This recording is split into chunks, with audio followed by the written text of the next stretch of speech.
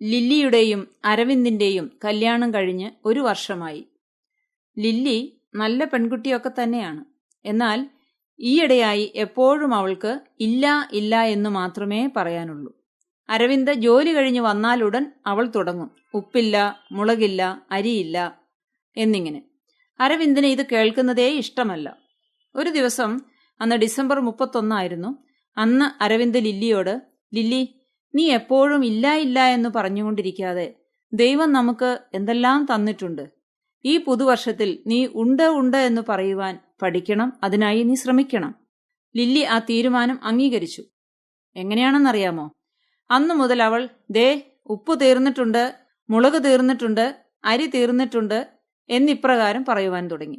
അവൾ ഉണ്ടെന്നാണ് പറഞ്ഞത്. എന്നാൽ ഇല്ലായ്മ അവളിൽ ഇന്നുമുണ്ട്. നമ്മിലും ലില്ലിയെ പോലെയുള്ളവർ ഉണ്ട്. തീരുമാനങ്ങൾ എടുക്കാറുണ്ട്. എന്നാൽ ആ തീരുമാനങ്ങളെ അതിന്റെ അർത്ഥത്തോടെ പിൻപറ്റാറുണ്ടോ? നിശ്ചയമായും ഇല്ല.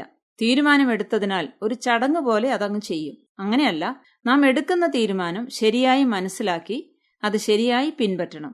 നീതിയും ദയയും പിന്തുടരുന്നവൻ ജീവനും നീതിയും മാനവും കണ്ടെത്തും. തീരുമാനമെടുക്കണം. നാം നല്ല തീരുമാനങ്ങൾ എടുക്കണം. ആ തീരുമാനങ്ങളെ പാലിക്കേണ്ടതുപോലെ പാലിക്കണം. അതിനാൽ നമുക്ക് നന്മയെ പ്രാപിക്കാം.